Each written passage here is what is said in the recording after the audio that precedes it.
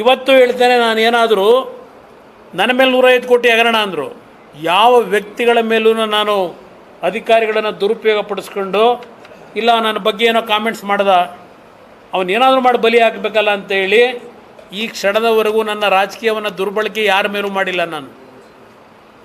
ನನ್ನ ಹತ್ರ ಬರ್ತಕ್ಕಂಥ ವ್ಯಕ್ತಿಗಳು ಕಾಂಗ್ರೆಸ್ಗೆ ಮತ ಕೊಟ್ಟಿದ್ದಾರೋ, ದಳಕ್ಕೆ ಮತ ಕೊಟ್ಟಿದ್ದಾರೋ, BJPಗೆ ಮತ ಕೊಟ್ಟಿದ್ದಾರೋ, ನೀನು ಯಾವ ಪಾರ್ಟಿ, ನೀನು ಯಾವ ಜಾತಿ ಕೇಳಲ್ಲ. ನಾನು ಯಾರಾದರೂ ಬಂದಾಗ ನಿನ್ನ ಕಷ್ಟ ಏನಪ್ಪ ಅಂತ ಕೇಳ್ತೀನಿ, ನಿನಗೇನಾಗಬೇಕಪ್ಪ ಅಂತ ಕೇಳ್ತೀನಿ, ಅಷ್ಟೇ ನಾನು ನಡ್ಕೊಂಬಂದಿರೋದು. ನಾನು ನಿಮಗೆಲ್ಲ ನಾನು ಸರ್ಟಿಫಿಕೇಟ್ ನಿಮ್ಮಿಂದ ತಗೋಬೇಕಾಗಿಲ್ಲ. ನಾನು ರಾಜೀನಾಮೆ ಕೊಡಬೇಕಾಗಿ ಬಂದಾಗ ನಾನೇ ಕೊಡ್ತೀನಿ ರಾಜೀನಾಮೆನ. ಇವತ್ತು ಯಾವ ರಾಷ್ಟ್ರಪತಿಗಳಿಂದ ನೇಮಕ ಆಗ್ತಕ್ಕಂಥ ಒಬ್ಬ ರಾಜ್ಯಪಾಲರ ಅಧಿಕಾರ ಏನು, ಅವ್ರಿಗೇನು ಪವರ್ಸ್ ಕೊಟ್ಟಿದ್ದಾರೆ ಸಂವಿಧಾನದಲ್ಲಿ, ಉದ್ದುದ್ದ ಭಾಷಣ ಮಾಡಿದಿರಲ್ಲಪ್ಪ ಸಿದ್ದರಾಮಯ್ಯನವರೇ. ನೀವೇ ರಾಜ್ಯಪಾಲರ ತೀರ್ಮಾನಗಳ ಬಗ್ಗೆ ನೀವೇ ಅವತ್ತು ಸಮಜಾಯಿಷಿ ಕೊಟ್ಟು ಈಗ ರಾಜ್ಯಪಾಲರಿಗೆ ಮೆಟ್ಟಿನಾರ ಹಾಕಿಸ್ತೀರಾ, ಈಗ ರಾಜ್ಯಪಾಲರ ಪ್ರತಿಕೃತಿ ದಾನ ಮಾಡಿಸ್ತೀರಾ?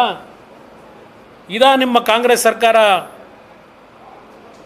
ಸಂವಿಧಾನವನ್ನು ರಕ್ಷಣೆ ಮಾಡ್ತಕ್ಕಂಥದ್ದು ನಿಮ್ಮದು? ದಿನ ನಾನು ಡೆಲ್ಲಿಲಿದ್ದಾಗ ಮೊನ್ನೆ ಪತ್ರಿಕೆ ನೋಡಿದೆ, ನೆನ್ನೆ ಇರಬೇಕು, ರಾಜಭವನದ ಅಧಿಕಾರಿಗಳ ವಿಚಾರಣೆ ಅನುಮತಿ ಕೋರಿಕೆ, ರಾಜಭವನದ ಅಧಿಕಾರಿಗಳ ವಿಚಾರಣೆ ಮಾಡಲಿಕ್ಕೆ ಅನುಮತಿ ಕೋರಿಕೆ. ಯಾರು ಕೇಳಿರೋದು ಕೋರಿಕೆನಾ? ಕೇಂದ್ರ ಸಚಿವ HD ಕುಮಾರಸ್ವಾಮಿ ವಿರುದ್ಧ ಆರೋಪ ಪಟ್ಟಿ ಸಲ್ಲಿಸಲು ಅನುಮತಿ ಕೋರಿದ್ದ ಕಡತಕ್ಕೆ ಸಂಬಂಧಿಸಿದ ಮಾಹಿತಿ ಸೋರಿಕೆ ಕುರಿತು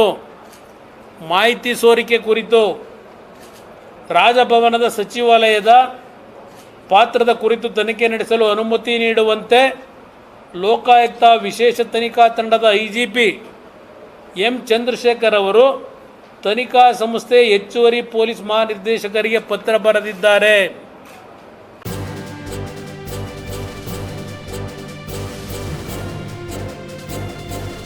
ಇದು ಮಾನವೀಯ ಸಂದೇಶದ ಜನವಾಹಿನಿ.